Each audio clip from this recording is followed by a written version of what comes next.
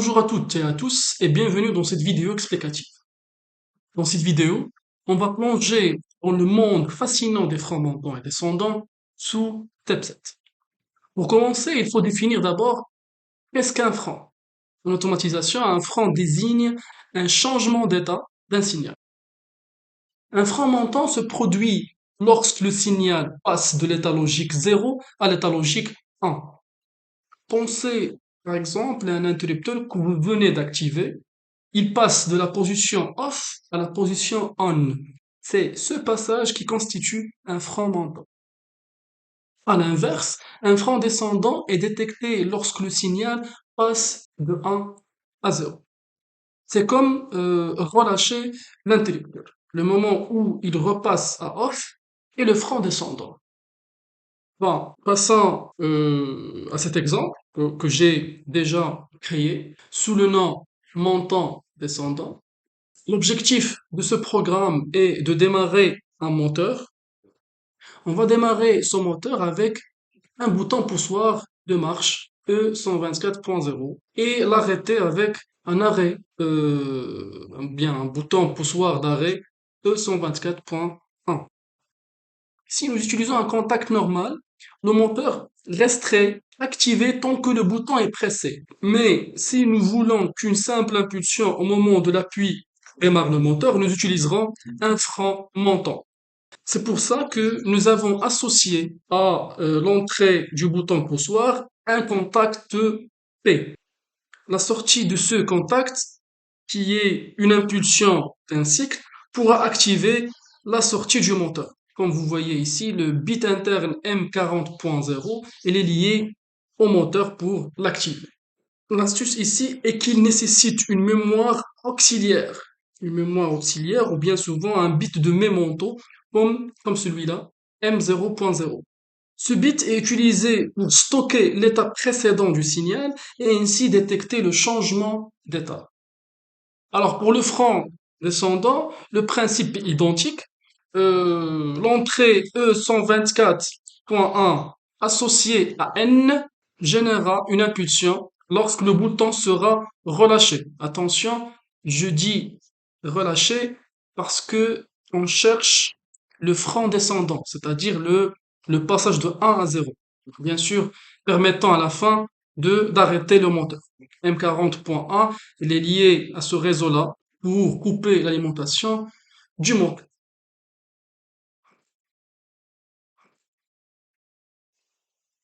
On va faire la simulation, donc je vais charger le programme sur la CPU.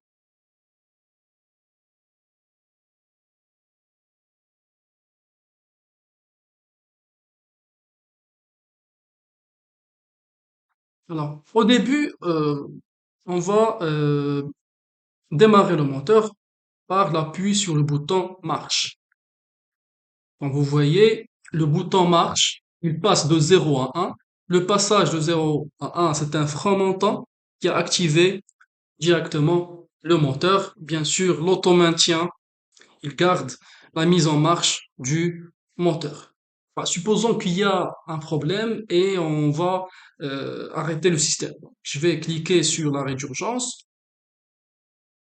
Au moment qu'on a réglé le problème, il faut relâcher cet arrêt d'urgence. D'accord?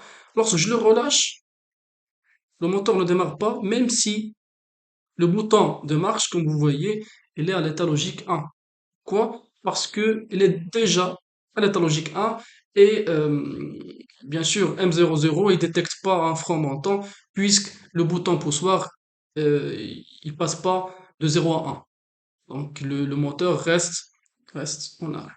Donc il nous faudra de revenir à l'état logique 0 et passer à l'état logique 1 encore une fois pour que le moteur démarre. Cela nous convient si par exemple on a un problème au niveau du bouton, par exemple il est coincé ou bien bloqué, on ne peut pas enlever le bouton d'urgence et le moteur fonctionne immédiatement. D'accord? Il faut, pour des raisons de sécurité, il faut passer toujours par le bouton poussoir de marche. Et voilà, donc ce truc-là, ou bien cette instruction nous convient pour faire cela. En ce qui concerne le frein descendant, la même chose, donc lorsqu'on veut faire l'arrêt, il faut appuyer sur le bouton d'arrêt. Lorsque j'appuie sur le bouton d'arrêt, le moteur ne s'arrête pas. Pourquoi? Parce qu'on veut un frein descendant. Donc on cherche le frein descendant et il faut relâcher le bouton d'arrêt pour que le moteur s'arrête. Voilà, donc ces deux instructions permettent d'éviter des actions répétées ou non désirées et d'assurer une logique de contrôle précise. Imaginez par exemple un opérateur qui appuie sur un bouton pour démarrer une machine. Sans détection du frein, si l'opérateur par exemple maintient le bouton enfoncé, le programme pourrait interpréter cela comme des appuis multiples, ce qui pourrait entraîner des comportements indésirables.